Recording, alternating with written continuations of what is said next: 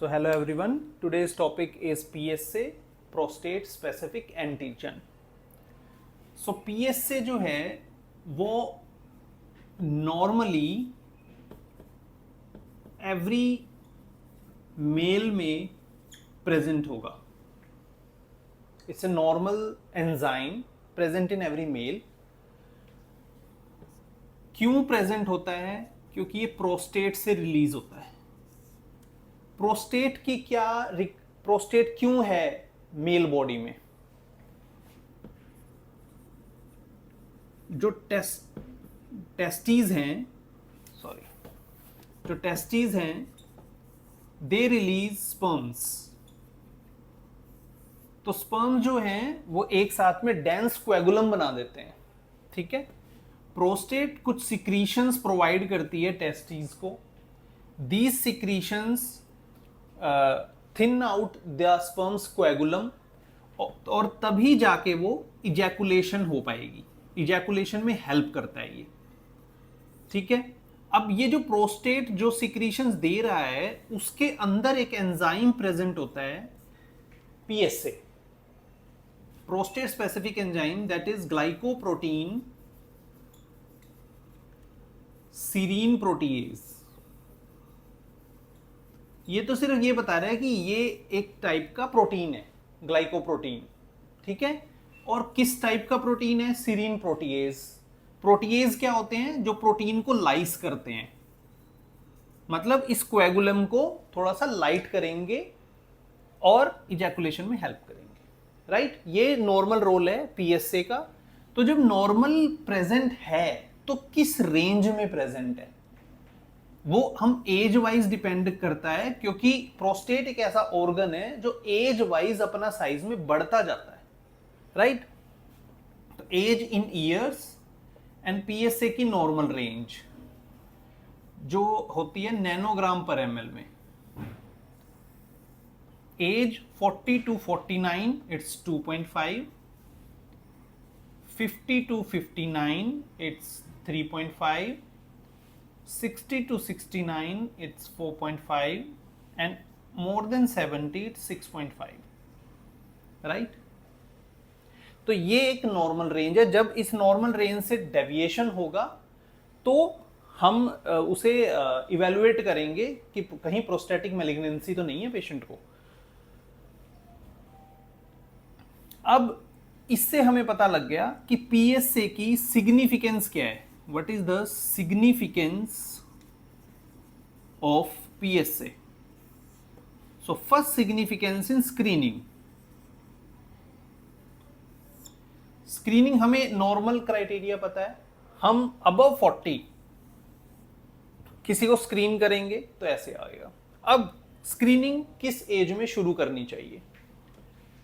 If the patient is of average risk means normal population, तो above 50 years start करनी चाहिए.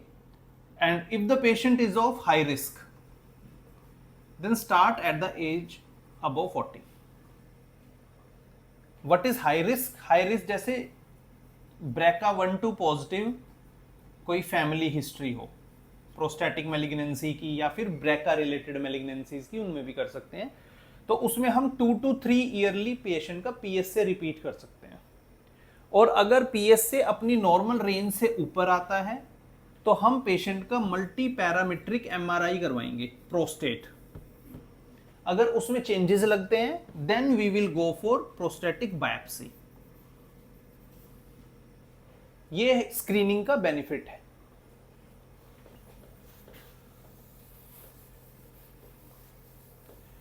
तो हमने सिग्निफिकेंस ऑफ PSA में देखा, स्क्रीनिंग में ये हमारी हेल्प करता है. सेकंड इसकी सिग्निफिकेंस है क्लिनिकल स्टेजिंग.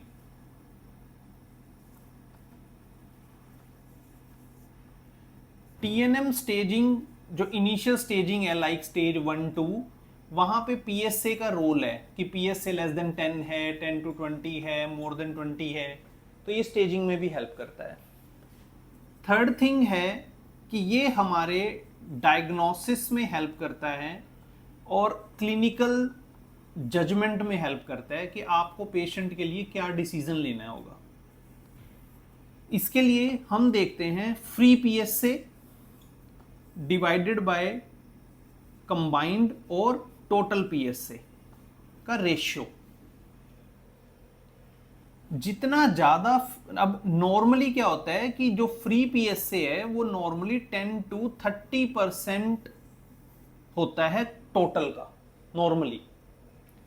अगर फ्री पीएसए बढ़ता जाएगा, let suppose more than 30% is free PSA, that means condition is benign, वो बिनाइन कंडीशन से बढ़ रहा है।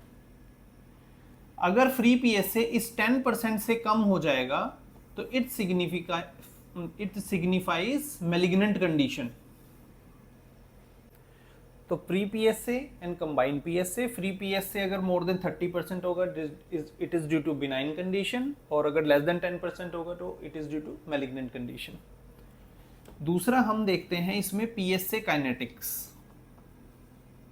पीएसए काइनेटिक्स के अंदर कुछ कंपोनेंट्स आते हैं जैसे कि पीएसए वेलोसिटी।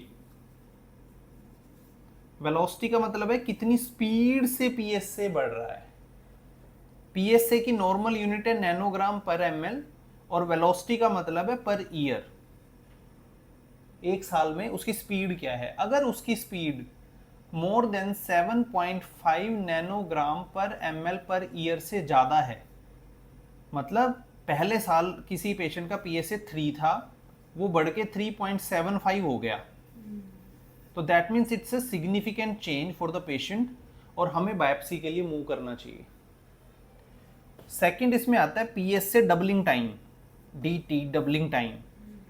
अगर किसी पेशेंट का पीएसए 2 था और वो 4 हो गया and with in the duration of less than 10 months, तो ये सिग्निफिकेंट है। पीएसए डबलिंग टाइम अगर 10 मंथ से कम है तो ये अर्ली बायोकेमिकल रिकरेंस को दिखाता है। अर्ली और लेट बायोकेमिकल रिकरेंस हम बोल सकते हैं, तो उसमें से अर्ली को शो कर रहा है ये, तो that is bad prognosis, we have to intervene. तो पीएसए वेलोसिटी, डबलिंग टाइम, और एक होता है पीएसए डेंसिटी। डेंसिटी, अब पीएसए डेंसिटी में क्या आएगा, नैनोग्राम पर एमएल पर सेंटीमीटर क्यूब। मतलब जैसे जैसे उम्र बढ़ेगी प्रोस्टेट का साइज बढ़ेगा, तो हमें पीएसए के वॉल्यूम पे ज्यादा फोकस करना चाहिए रादर देन जस्ट कि पीएसए है कितना। तो उसके लिए हम वॉल्यूम को कंसीडर कर लेते हैं सेंटीमीटर क्यूब में और उसे बोलते हैं पीएसए डेंसिटी। अगर ये 0.15 नैनोग्राम पर एमएल पर सेंटीमीटर क्यूब से ज्यादा है तो ये सिग्निफिकेंट है, तो इसके लिए हमें पेशेंट को फिर से इवैल्यूएट करना चाहिए।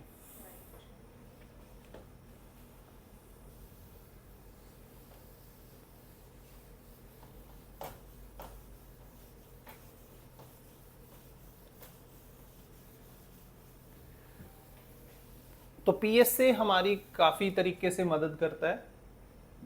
अब हमारी हेल्प कर रहे हैं तो there are certain limitations of PSA also.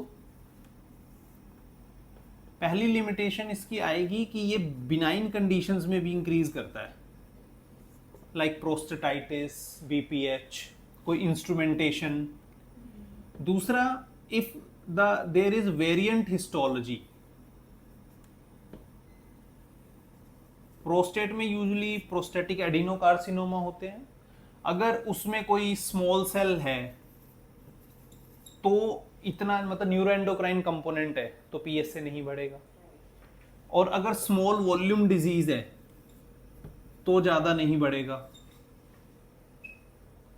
तो ये कुछ पीएसए की अपनी लिमिटेशंस हैं। एडवांसेस, तो कुछ न्यू टेस्ट आ गए हैं जैसे कि प्रो पीएसए,